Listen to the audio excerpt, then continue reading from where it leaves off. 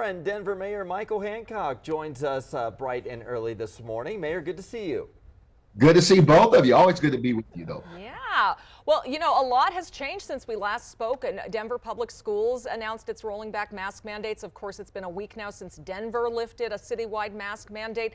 What have you been hearing from community members and business owners who are impacted by this? Well, I appreciate it. First, we, of course, let the Vax and Max order expire on January 3rd. And we thought, February 3rd. I said it right the first time. We thought it was important that we were looking at all of our metrics. Hospitalization rates were declining dramatically.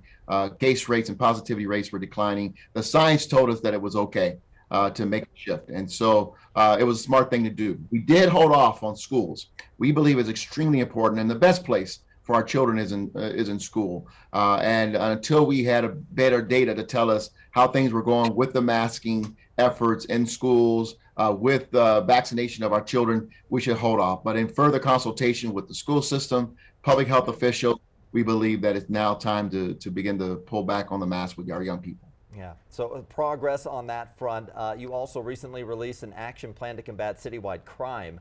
And one concern is over bond reform. How are you working with the courts to kind of prevent this revolving door of reoffenders?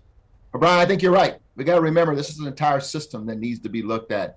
We've got some things we can do at the state legislature. Certainly, I agree with Attorney General Phil Weiser. We need to look at this fentanyl issue and reconsider the amount of possession in terms of how we charge people, because this is a deadly drug and it's going to kill people. It is killing people. Secondly, with regards to bonds, we need to take a look at this PR bond issue. We are unfortunately seeing people who are being released who pose a safety risk to our residents, and that's not okay.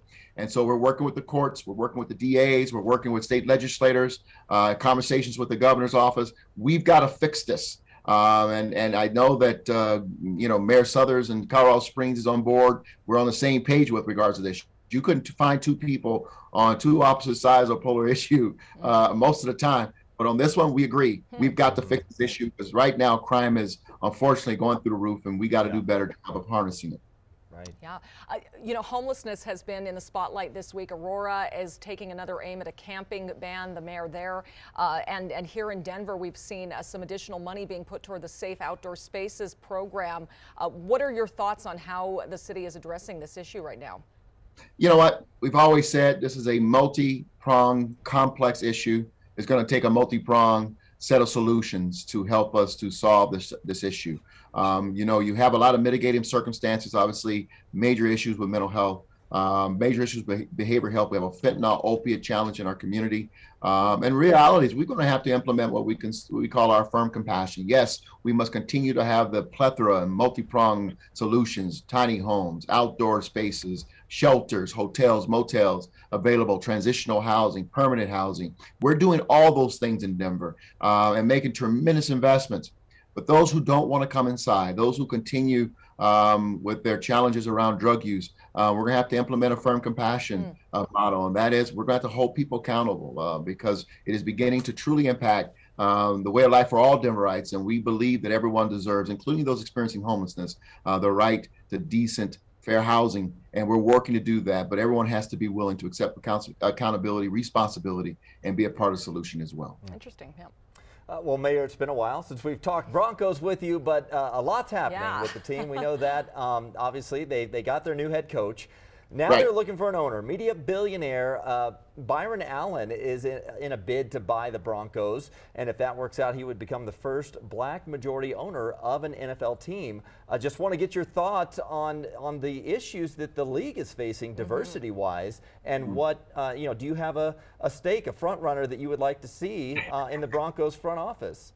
No, I don't have a front runner, but let me say, Brian, obviously the issue of having a diverse or minority owner, person of color, lead a team is long overdue in the NFL. And I think it just continues to underscore the economic gaps that we have in our nation. And, because $4 billion is a hell of a lot of money to have to come up with. But it also, I think, shows you how minimal or a little or smaller number of people who have those kind of dollars. I understand Brian Allen doesn't have that kind of money, so he has to put together a group. Right. So I hope the NFL, the owners are up to someone like O'Brien Allen stepping up, being smart. You know, even if you have $4 billion, many owners are smart enough. They have $4 billion because they don't put it all at risk at one time. Right. They're going to pull together a group of investors as well. So I hope they're open up to it. I hope we have an opportunity to break the ceiling here in Denver, Colorado. What a wonderful thing it would be for Denver. But more importantly, I hope we have a great owner, someone who is molded like a Pat Bowlen, full time at it, cares about this community, and wants to win. Win. Yeah, win would be nice too. Yes. Yeah, win will be great, wouldn't it? That's right. And it's such a coveted position in the league because the franchise has been so great, has a great reputation. Yes. So, Mayor Hancock, thank you for joining us this morning. Always good to see you. Good to see y'all. Have a great remainder of the week and a great weekend. Yeah, you too.